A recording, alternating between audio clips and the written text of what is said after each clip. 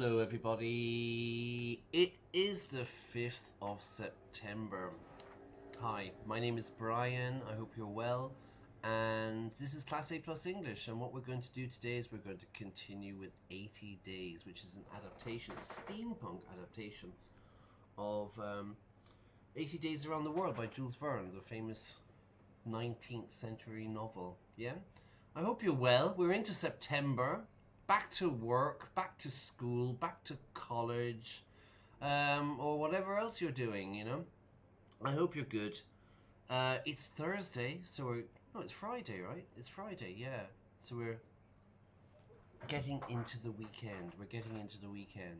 So what happened in the last stream?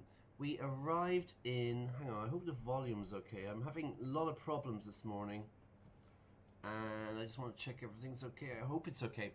Yeah, in the last stream we ended up in, we arrived in Yokohama. Yokohama, you say? Where the hell is that? Well, let's find out. Where am I? Oh, no, Google Maps. Here we go. Yokohama, so here's Japan. We were in Pyongyang the last day. We went from Pyongyang to Yokohama, which I found out this morning is Japan's second biggest city. Now, I always thought Osaka was the second city of Japan, but seemingly I was wrong. It happens, everybody, it happens. Sometimes I talk absolute rubbish. But I mean, look, is Yokohama a city or is it part of Greater Tokyo, you know? Anyway, I was looking at something this morning. I was like, what could we do? I'm going to do a pretty chill stream today. It's Friday.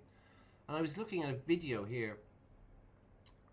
I get copyrighted every time I do something on YouTube, you know, or I use YouTube.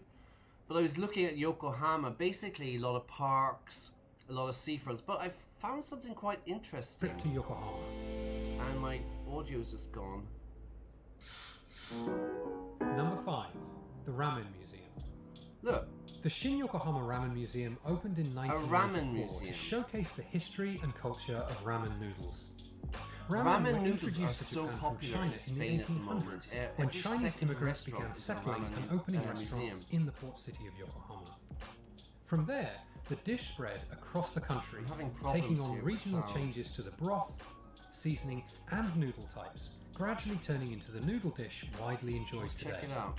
The museum recreates Japanese streets of the 1950s, when the popularity of ramen was rapidly I've been having on the audio rise, problems and all contained morning. replicas All of morning. old-fashioned storefronts and street lamps.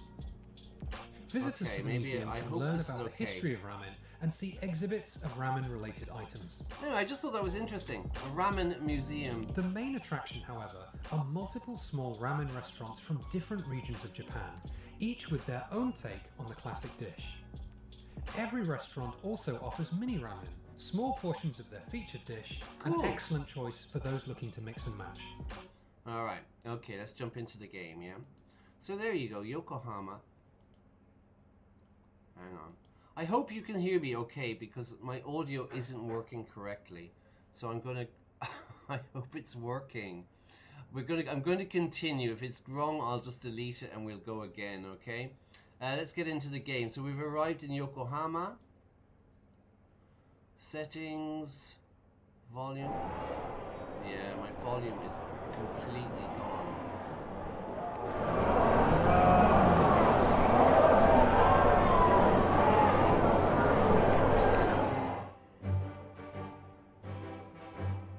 So what's the point of this game? It's the 80 days around the world. We need to get around the world in 80 days. San Francisco. Departs tomorrow, 3 o'clock, 3 bags. I've heard there are many Chinese immigrants in San Francisco.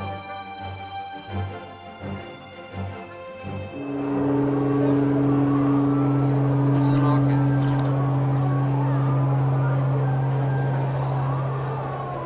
So this is part of the game. You can see we have £7,000. It's day 39. And we need to get around the world in 80 days. What do we got here? Some petrol. Anything we can sell here? No. Alright. Let's go to Yokohama. Let's take a hotel. When I was in Osaka and I stayed in a capsule hotel, which was kind of interesting. Okay, shall we have a quick look at what is a capsule hotel, you ask? Capsule hotel is... Let's go for Yokohama. Where am I? Yokohama Capsule Hotel. Yeah, I was in Osaka because I was living in Seoul in Korea. And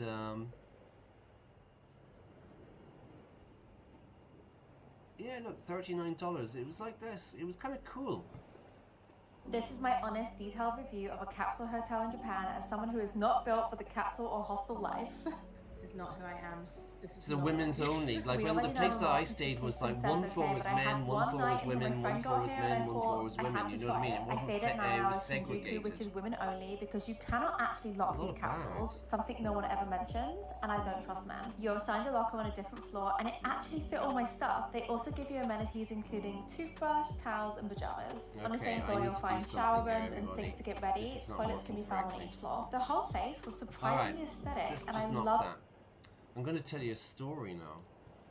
So I stayed in a capsule hotel in Osaka, and I thought, this is hilarious, ha ha ha ha ha ha ha. And obviously I couldn't speak any Japanese or whatever, and I don't know. I got my card or whatever it was, and I went and I found my number. So imagine it's number 321. I found it, and zzz, the door opens, and I climbed in. Now people often think it's quite claustrophobic, but actually it wasn't. It was fine, but you do kind of climb into it. And on the right there was all these buttons, but they were all in Japanese, and like I said, I don't read Japanese, never mind speak Japanese. And there was a TV kind of built into the roof, like, well, not the roof, above the door that you go in, there was a TV. So I was thinking, ha ha ha ha, look at this, this is really space age. So you know, you press a button and the light would go on, and you press another button, the light goes off, and you press another button and air conditioning starts or something. And I was trying to work out the television, so I'm pressing all the buttons. And I finally found the button for the TV. So I pressed the button, the TV came on, and there was only one channel on the television, and I will only say that there was one channel and it was pornography. Okay. My next problem was that the volume was at max because I've been pressing all the buttons. So it was at full volume. So yeah, I had pornography on at full volume, and then I was like manically trying to turn off the volume to turn it down because there was people outside, and I felt very, very embarrassed about the whole situation. I eventually turned it off, yeah. I'm still embarrassed to this day about that story. Okay, let's get back into it. So let's go to Yokohama. You know, I'm having audio problems here. Just give me a second. Bluetooth is off. Bluetooth is on. Connect. Give me a second. It's just connecting to my earbuds. I've had this problem all morning. I hope this is working. Okay, we're gonna check it out. If it doesn't, let's just jump into it. All right, at night, as night fell, we say, I tended to miss your Fogg. I helped the kitchen staff to clean. I engaged another guest in conversation. Let's go and have a chat. To learn what I could, hearing from him that Beijing could be reached from Hong Kong on the Beijing Express, but the fare was extortionate. Extortionate, you ask? What does that mean? Very expensive. thanked him.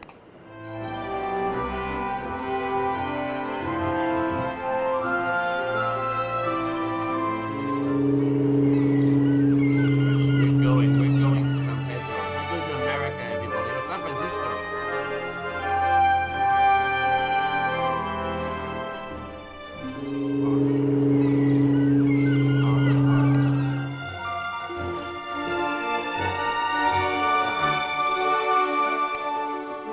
Embark. How much? Space for 3, more than enough. Mid-seas will be bothersome. Let's do it! $4,000. Jesus. And we're off. The Water Lily was a sleek, iron-hulled ship-to-submarine prototype captained by a severe, serious American by the name of Wicker, who wore a top hat, which is a large hat, and crewed by a mix of Americans, Chinese, and Japanese, who all spoke kind of salty, curse-studded sailors' English. So they're swearing a lot. They're using a lot of bad words. In addition to the usual complement, the Water Lily carried an entire corps of brass, goggled engineers and a brace of submariners on standby, should the captain call the order to submerge. So again, this game is kind of steampunk, yeah? The trains go underwater, the ships go underwater. The rumor was that she had been a slave ship. She was a Confederate vessel, which is saying basically the same thing. Confederates were the South, right? So it's a slave ship. Okay, because this is 1870 something, so yeah, this is after the American Civil War, which is the 1860s, I think, right? There was a slave ship and it had only been refitted for passenger transport a good few years after Lincoln's Emancipation Proclamation. But I saw no trace of a dark past aboard. The crew seemed a happy family and welcomed us into their iron-hulled bosom. They welcomed us.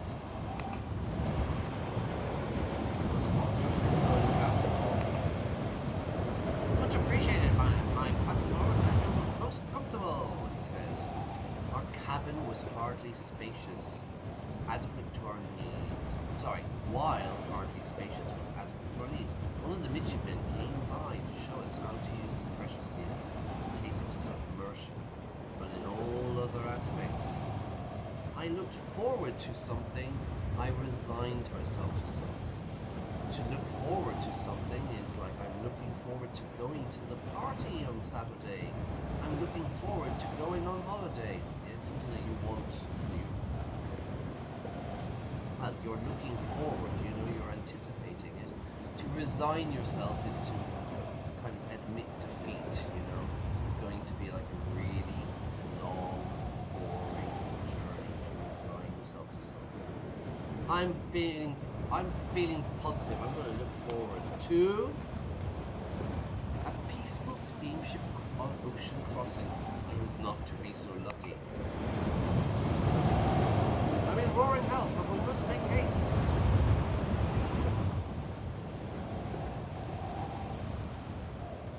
The salty air blew cool and sharp against my face as I opened the door to the top deck. It was painfully early and the only passenger awake from a group of Chinese labourers hunched miserably near the stern. No idea the stern, maybe the front. I paid them no attention. One of their number was vomiting copiously. Vomiting? Yeah, to vomit, to get sick. He was vomiting into a bucket. I offered him my own secret remedy, cure, my sincere commiserations. Oh, my dear boy, how bad luck. For as much space as I could give him to stay away, I'm going to give him my secret remedy, some brandy! Brandy and pep. Peppermint. Which I had brewed up for such an occasion. He swallowed it down with a certain dubious desperation, but immediately improved in both complexion and temperament. He thanked me most profusely. I waved away his thanks. I asked him about the captain. Tell me about the captain, the American captain with the top hat. but with no language in common, communication was impossible. So we settled into playing dice, quiet silence until the sun rose.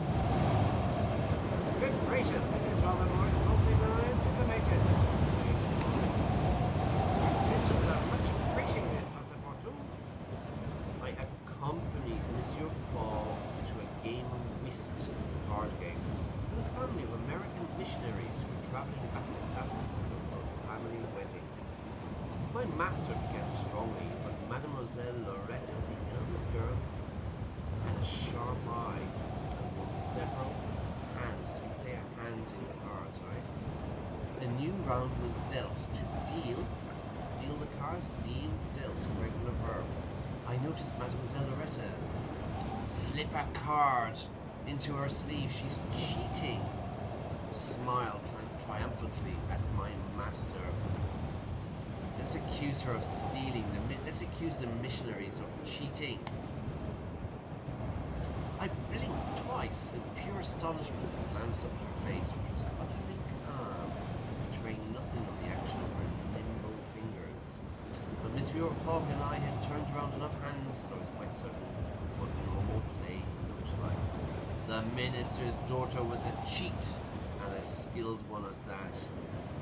Now I can do two things. I can call her out. You are a cheat! Or I can file it away, say nothing, and keep that for later. Americans, we are going to America, right? Now with ICE and everything, you know, Donald Trump in power, it might not be the best move. Let's keep that information for later. We can leverage this information against her. I filed away the knowledge for an opportune moment, catching her eye to convey that I had noticed her little sleight of hand. She blushed with the manufactured prettiness of an accomplished actress and raised one eyebrow in silent challenge. Our journey continued.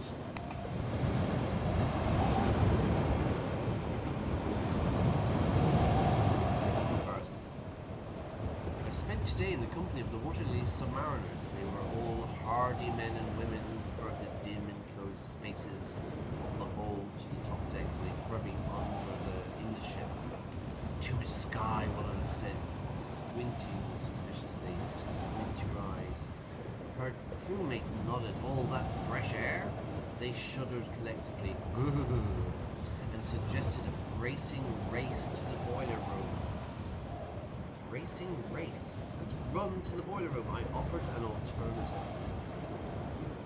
Having no great desire to sprint through the ill-lit, echoing ship's corridors, their commander, a short Japanese-American woman, gave me a look of scorn. What do you suggest? I demanded a drinking contest or a test of acrobatic skill. Drinking. A grin of vicious and qualified glee happiness spread across Commander Davis's face. I began to think my suggestion of form. 3 flasks of sake later. I tried to back out. No, I was only joking. So I suggested switching to an acrobatic contest. Let's drink the sake. I was convinced of my terrible mistake, my grave error. Commander Davis was apparently legendary for her ability to hold her drink. To hold your drink is like that you don't get drunk, you know, that you can drink a lot of alcohol. Whereas, in contrast, anyone doing exams, IELTS, CA, Cambridge, whereas, I love football, whereas my friend likes tennis. As a contrast. I ended the evening in an unexpected embrace of the starboard bulkhead. So I'm holding on something really drunk. Not perhaps one of my more successful adventures. In Korea, they have, in Japan, they have sake. Korea they have soju, and it's criminal how bad you feel after you drink that stuff. The key with drinking soju, if you're ever in Korea, is you do not mix it with anything. If you drink soju, just drink soju. Don't drink wine, don't drink beer. If you mix it, you will feel so bad the next day. Hangover is the worst. My boss brought me out drinking one night, and I was so drunk, you know. And the next time I saw my boss, like Monday morning, I said to him, I don't remember going home. I don't remember going home on Saturday night or Friday night. And he was like, crawled, Brian. It's really strong stuff, you know. I had a crazy boss in Korea. Okay, I was climbing the rigging. The rigging is this kind of stuff, right? This is the rigging. Entirely innocent. It's exercise, because I'm drunk. I'm going to do it. Let's do an exercise. Let's do some exercise. And not at all for the purposes of spying on the crew to appease my own rapacious curiosity when I heard two of the crewmen arguing in a pidgin mix of English and Japanese. So we use this pidgin when languages are getting mixed up, you know. Often they talk about pidgin English in the kind of West Indies and Jamaica and stuff like that. We say in Spain here Spanglish, you know, like it's a mixture of English and Spanish. I was reading something that in the United States now, like Spanglish is becoming, you go to Miami or something, Spanish is the new language, right? Okay, so I heard two crewmen arguing in a pidgin mix of English and Japanese. I peered, I looked upwards, I closed my eyes and listened. I moved hurriedly away. I looked up. Each about faces and expressions to the voices I could make out. They were both Japanese, but one of them was dressed in a Western style, and the other in Japanese in hanten and hakama. I don't know what that is. As I watched the trouser-wearing sailor as I watched, the trouser-wearing sailor grabbed violently at his compatriot, but missed his footing and tumbled over the platform's edge. I closed my eyes.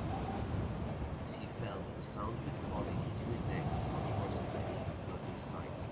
I looked up and managed to catch sight of the fallen sailor's companion, his face still pallid.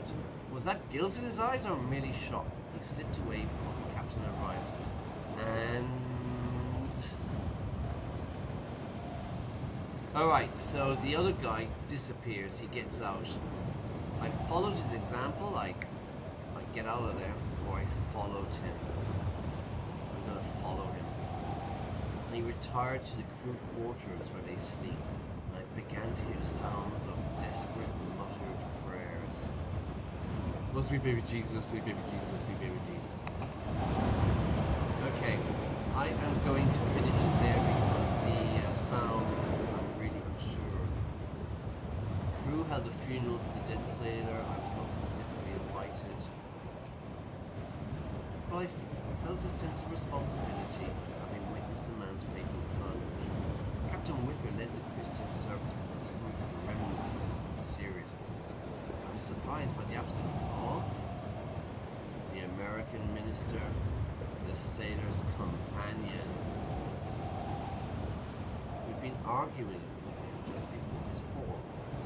And he was not the only one missing from the funeral. Oddly, only half the crew had come to pay their respects. Okay, I'm really sorry, but I am going to finish it there. I will be back on Sunday because the audio isn't working and I don't know if you can even hear me. So I don't want to do a 2-hour stream and there's no audio. I'll be back on Sunday morning at 11 o'clock. I'll get the audio sorted out. Sometimes there's technical problems. I'm new to this. If you liked it, if you felt empathy for my situation in a Osaka capsule hotel, blasting the volume of pornography on my TV, please press like. And if you haven't already, subscribe. Thank you for watching. Sorry, it's been a bit rubbish today, but like I'll have to sort this out. There's always going to be some technical problems, you know. Anyway, take it easy. Have a happy Friday, and I'll see you soon. And we will continue our linguistic voyage around the world, yeah, in 80 days. We're on day 40, so we're halfway there. I think we're looking good. Anyway, take care. Bye bye.